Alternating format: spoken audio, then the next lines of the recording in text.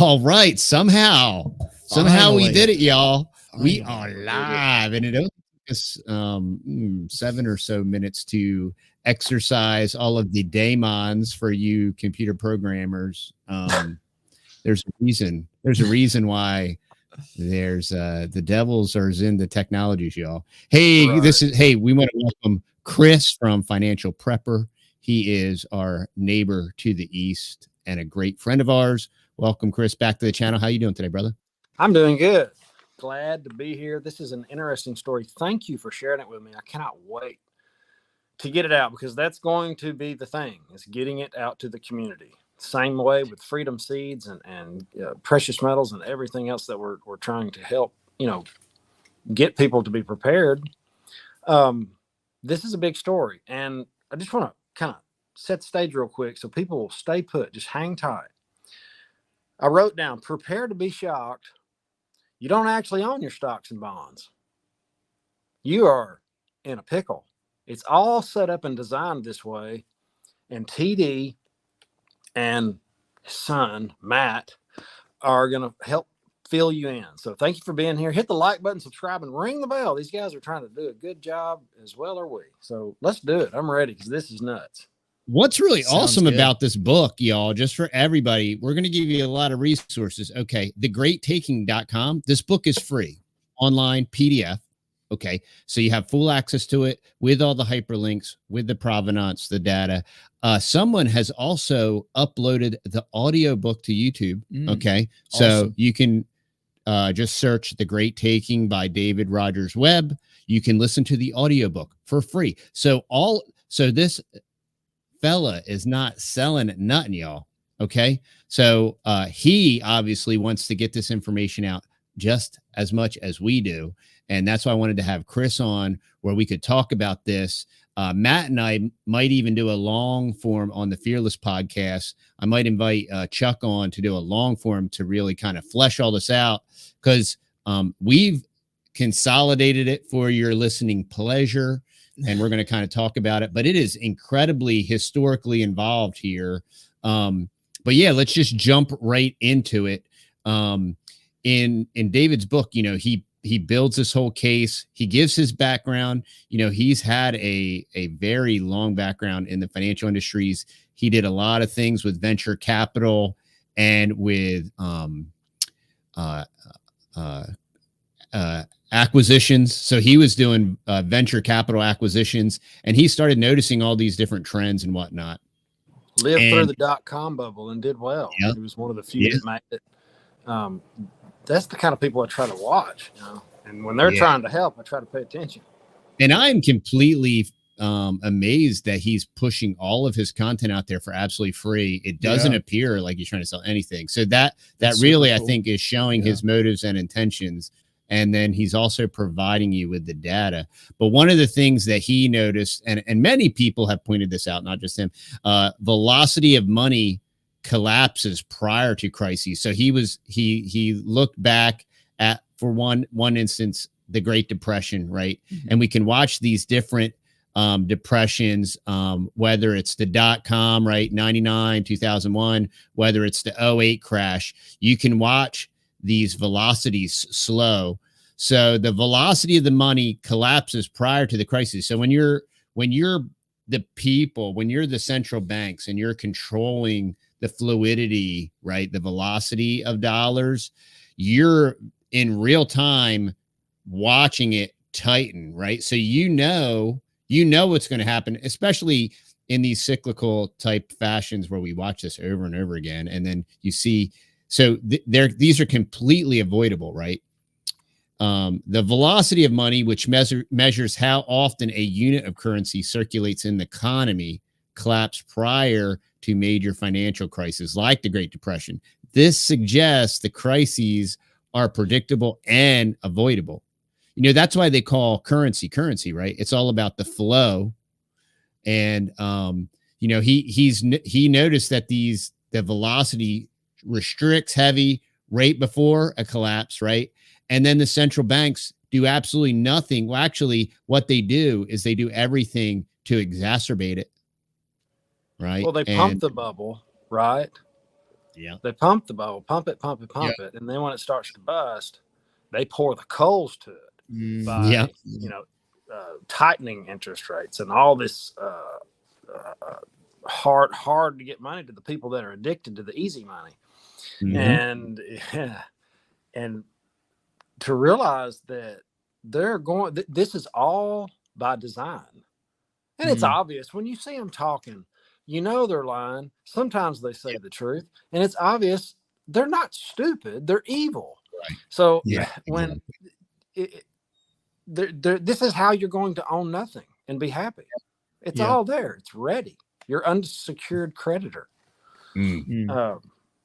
It's very interesting.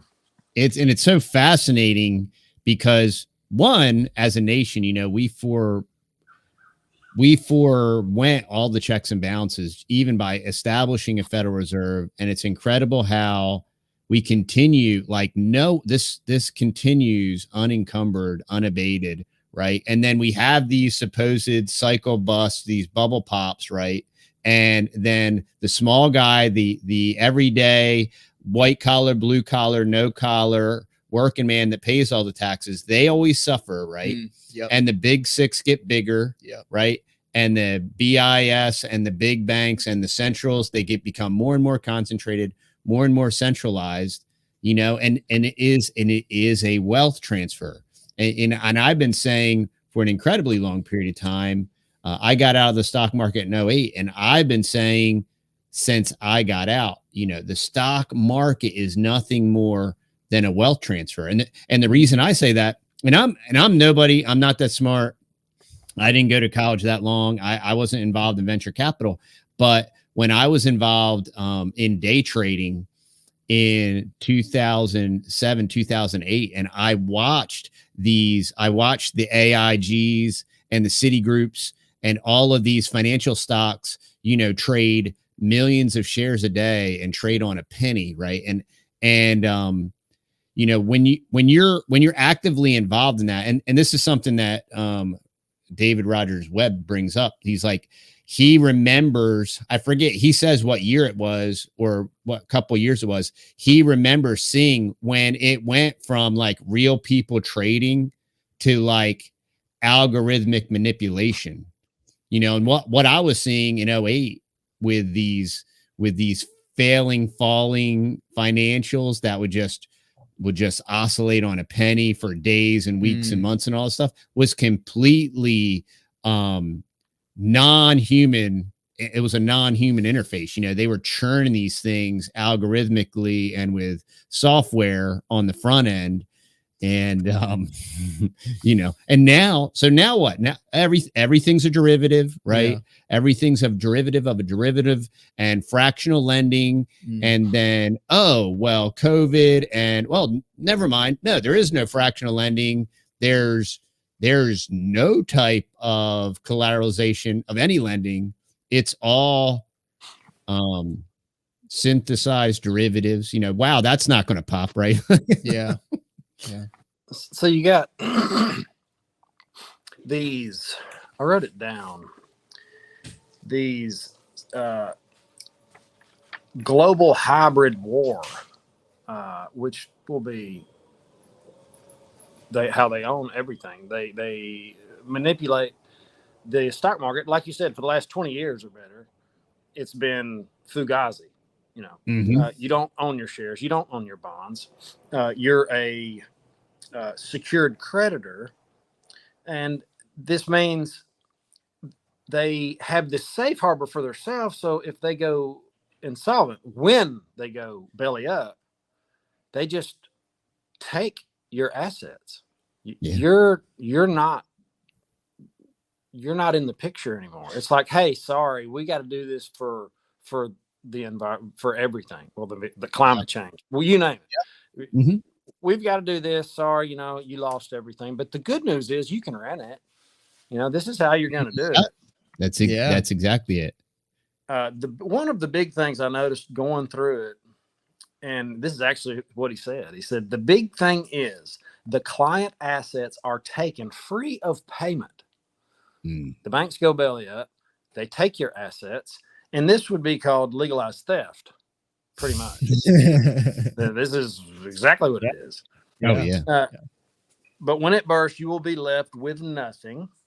And the protected class, being J.P. Morgan, they're the untouchables. They are the ones that have the senior authority over your stocks, bonds, and all, that. Yeah. They get that, and you get nothing. Yep. So the protected class, the central elite, they're protected.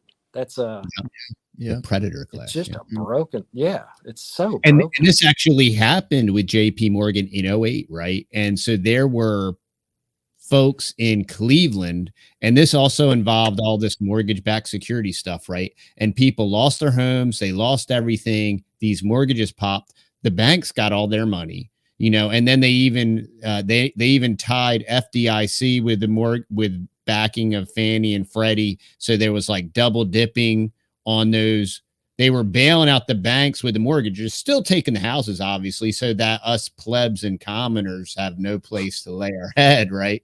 And then JP Morgan gets it. And even in their disclosures and disclaimers, they say, right, like, hey, look, all of these central bankings and backers, they have first priority, they have first position, and play stupid games, win stupid prizes. I mean, unfortunately, because you're, a commoner and you breathe air and you work a 9 to 5 and, you're not born with a silver spoon in your mouth, you're at the bottom of the totem pole. So you get absolutely nothing, but don't worry, we'll rent it back to you. Yeah. It's crazy that these banks are failing. And I put a timestamp on it. They started failing. And it's like, okay, this kind of marks, it started, and we're going to start seeing, one a day, two a day. And then they started grouping them together. Did you notice that? Yes. Like, these five banks have been downgraded, which in my opinion is the same thing as a failure. Sure. They failed to be a solvent bank, and they are starting to get downgraded, and they're doing these lumps. I didn't really think that was going to be the case. I just thought they would announce one every now and then. But that is it's happening. And who loses? You said earlier, who loses when this happens is the working man, the place, the people that build this place, that make it work and run. It's nuts. I do want to encourage everybody to read the book, The Great Taking by David Rogers. It makes perfect sense. It really does. I didn't know how they were going to do it. Now this is it. This is how they're going to take. He's nailed it. And he talks about how how they launched disinfo campaigns to confuse the public. Government statistics were deliberately corrupted and false narratives promoted in the media to hide economic weakness, fuel bubbles, and confuse the public prior to engineered classes. You don't believe me? How about you? Oops, sorry, wrong one. Which one did I? The problem was too many people are working, making too much money. That's not the problem. So there you go. So, I mean, if that doesn't explain it, then he's never explained anything. No, never. It's weird. No. I mean, so a win for him, like if he crushes it, is he made it on stage. Like he made it. Okay, it's a good day. Laughing stock of the free world's craziness. Unreal. Chris, you were talking about that security entitlement. Back in the day, and I'm 47, y'all. I'm 48 now. I'm sorry. I'm not that old. I remember up pretty good. I'm trying. I remember stock certificates, right? And I inherited a couple small stock certificates, right? And you own these shares of whatever, right? And that is an absolute thing of the past. All of these, I mean, Chris, you can speak to this too, even when there are they've done this in every sector, even in precious metals. They've done this with gold and silver certificates, and then gold and silver derivatives. And that is how they're trying to completely, that is how they're undermining this entire, that's how you're going to own nothing and be happy. That's how they're going to take it from you before you even know it's gone. Well, just a few cliff notes here.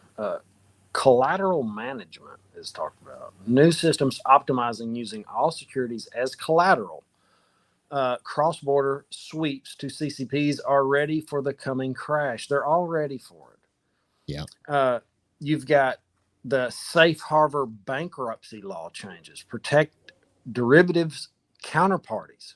That's the what did we call them earlier? The protected class. Mm-hmm. They're completely protected from this. It's like the worse they can make it, the better they do for themselves. It's the most selfish thing ever, to take somebody's stocks and bonds that they're planning on retiring with. Watch out for bank holidays. We talk about that a lot. Yeah. That's what they'll do. They'll come out and say, hey, we're going to have a holiday. This is a new one. The bank's going to be shut down for a few days. And there was a general that came out and he said, look for a 2-week bank shutdown. Did you see that? I didn't see that. No. Yeah, it was good. I think he nailed it. And just watch for bank shutdowns, bank holidays. And as this happens, they're going to roll the CBDC out. It's all, they're getting it all in line where people will just eat it up. Yeah. Well, that's going to be their only way to reconstruct it, right? Because they're going to take all the stuff. He makes a real good point, an analogy in history with the Great Depression, and when the government said, oh, hey, by the way, it's illegal for you to have gold, right? Now, if the citizens had gold, they would continue to transact, in gold, and things would have been tough and rough, but life would have went on as normal. We would have transacted in gold and silver, and things would have been relatively non-cataclysmic. But what did the government do? No. We want all the gold, and then they piled it in a big pile and sat on it, right? So it just exacerbated the problem, and it worked so well back then. They're like, hey, we can do this like over and over again. And, once we go full synthetic and full derivative, this is another reason why they've so derivatized everything, and they so want to extract the wealth. This is why they're going to start monetizing the soil biome, right? They want to extract every ounce of value from everything, y'all. Yeah. I mean, these people are as insane as it gets, and they literally want it all. They want everything. Mm-hmm. So they got the bubble pumped up. It's all in their benefit. They know it's gonna happen. The goal is to make it as bad as possible, so they win as big as they can. And now I think we're starting to get into this great deflation that he talks about. And how do people pay their debt back when there's this deflation where not many people have a job? The deflation before the inflation, like the hyperinflation. Yeah. That's present deflation ensures debts can't be repaid after the everything bubble pops. It makes perfect sense. If you're an evil person and you wanted to do that, this is exactly how you would do it. So I would do it if I was trying to come up with a way to take everybody's assets. This would be it. And that's exactly what's happening. Yeah. And then what happens? Central bank digital currencies impose total control, the elimination of cash, and the imposition of digital currencies will allow unelected central banks to monitor all transactions and engineer conditions that can forcibly divest all property. This is why the crash has to be cataclysmic, because the only way, the way that they're going to get everybody to, air quotes, buy in to CBDC is they're going to so thoroughly implode everything that there aren't going to be any options. That's how they're going to get that full instant implementation. And that's how they're going to implement social credit scores too. Sure. 100%. It'll be piggyback. Yeah. It'll be one and right the on same. there. Yeah. Yeah. There was, maybe it was Doug Casey, somebody that I like to listen to that has one of those 30,000 foot views of things, and they're usually right. was saying that's the only thing that's holding them up is they're having trouble with this social credit score. They don't really have all of that set in place quite yet. And they're working on it pretty hard. Yeah. You know, they're looking to China for that. Their Big Brother cameras that I made a video about. Did you say China? China, I have to have my China. China, because China. Sorry, inside joke. China, yeah. As soon as I heard him say that, I thought of the Chinese nationals that have been crossing the border. And is that crazy to anybody else? And I know I'm getting a little off topic, but I like to say this in many videos because I really do believe this is happening. We're being infiltrated across the border. 1,000,000%. And this is what I always like to point out too, Chris. You know, they create this dialectic like Russia, China, US, right? But I think he even points this out in his book. You know, the Chinese, they implemented all of these exact same strategies, fiscal financial strategies, right? With all these exact same derivatives, and they have failed exponentially as well as we have, you know? And so this takedown, shakedown, you know, they're already implementing the social credit score and tying it to your buying power and tying it to a central bank currency. And it's just a model and a method. And this is the strangest, weirdest part to me, Chris. I forget who I was talking to about this just the other day. I don't know if it was on the podcast, but, you know, we're on the eve of World War III nuclear war. It seems pretty obvious to me. And they're beating the drums and all these different things. Drums, and what's fascinating to me here's what I can't wrap my head around, so to speak, from a 5D chess, you know, global deal is China makes everything that they use. China makes everything that we use. Yeah. China already owns a large portion of our national debt. China already owns most of our ports, an inordinate amount of our dirt, right? Yeah. So isn't shooting us in the face with a nuke or whatever like self-equivalent to like shooting yourself in the groin? I believe 100% you're right. Okay. China, I don't think they want to tear this place apart and blow it up and flatten it. I think they want the infrastructure. They want the infrastructure. They do not want the people that inhabit the infrastructure. Yeah. I totally. They Unless want you bow to the CCP. All they have to do is sit back and watch it collapse in front of them. Like literally, that's what's happening right now. So why blow it up? You don't have to blow it up. That's another great point. Sit back and let it collapse. It's collapsing right now. We got a bunch of like pink hair, freaks, multi whatever, running the place, and and they're supposedly, we're gonna ship these poor people off to spill their blood for bankers or whatever. And come on, I don't, that's not even gonna. I don't know. I mean, there's so many things that just make me scratch my head and say, how is this going? And this is this is why we talk about it, y'all, because a lot of people are, doom and gloom and blah, blah, blah. No, we need to talk about this because on average, most people aren't even thinking about it.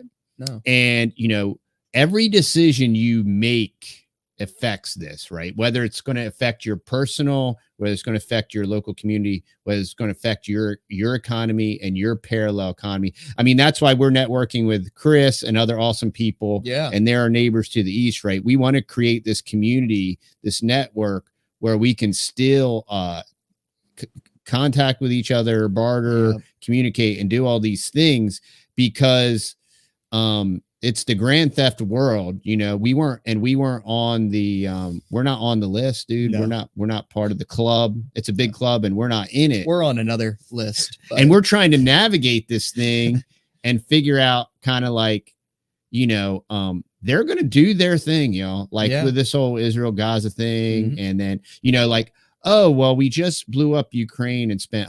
This is another fascinating thing, right, Chris? Like, oh, we got to tighten up and we can't give the plebs money. And if you lose your house, you get to lose your house. But here, let's print a couple $100 billion for the Ukraine. Yeah. See, that's how currencies get blown up. Going to war when you can't afford it. Yeah. How's that going to work out? How are we going to fund 2 wars and then fund all the entitlement class all at the same time?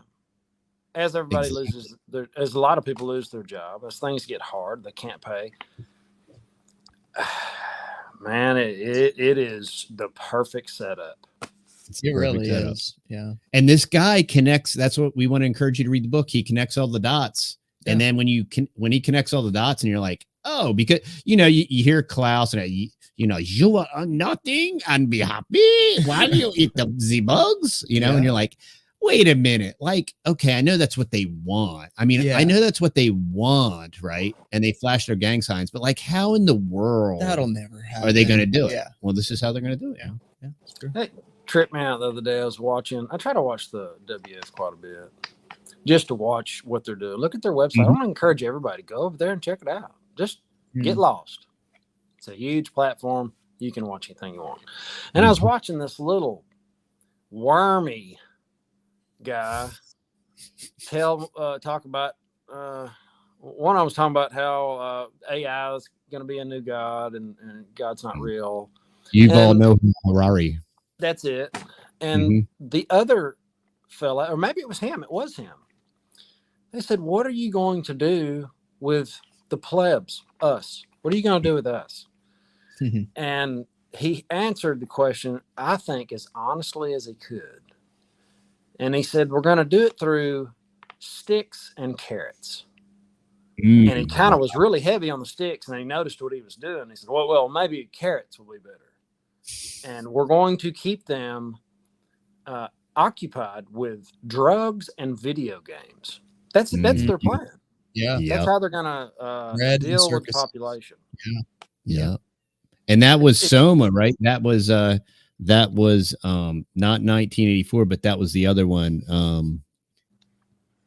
That was who's the Huxley, Aldous Huxley's book, right? Brave New World. That's what it was. Yeah, that's it. 1984. It's a manual, guys.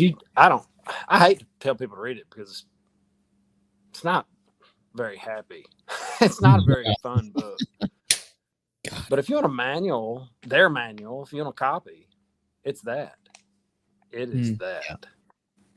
The Big Brother cameras, the money, the Ministry of Truth, the government's taking over the internet. We made a video on that yesterday. I was whooping on the anvil with a hammer because we talked about how it was up. The bill came up, and this was going to give the government everything on the internet. They're going to take it away from the free market, and the government's going to run it. And Chris, me and you, and me and you, we've been to reprogramming school. When you say naughty words on them tubes, and you have to go to Reeducation Camp because they give you a stick, right? And then yeah, that's exactly what they did. They gave me a stick. Yeah. I just got out of Reeducation Camp, actually. Nice. I can tell. I got 3 of the questions wrong, and I had to read it. Dang it. But it's fact. We're laughing, but the internet has control. The government has control of what we're going to see on the internet. This is the same. 1984. Hitler, he had control of the radio. That was a big thing. It rolled out at the same time. And if you got caught every now and then at night, if the clouds were just right, I guess you could get some skip and you could listen to international radio stations. If you got caught, it was a death sentence. Yeah. That was, and he controlled the propaganda. That's how you do it, Control what people see. They can just weigh the scale. They can just tilt it just a little bit with those algorithms. They can, like, they're going to see my face, and they're going to, you're going to go down just a little bit. Yeah. They're going to do the same exact thing with our faces too. Yeah. Oh, they already are. And this is why, right? Your wife, you guys sell precious metals. Yeah. So I want to encourage everybody, if you're looking for precious metals, the spread is still great. The price is right.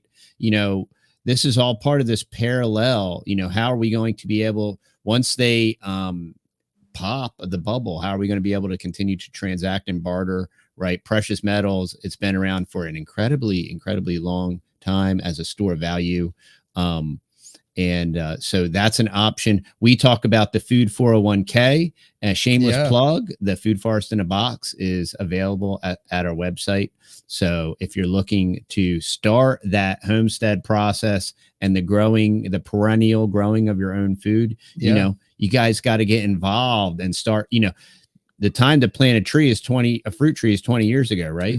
And the next best time is today, or yesterday, or tomorrow. But you got to get doing it, you know. And I'd like to add one more thing to your 401k plan. Sure. The home defense 401k. I talk about it often. And we got to be real careful what we say on the interwebs.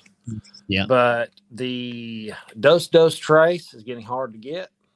9 MMs.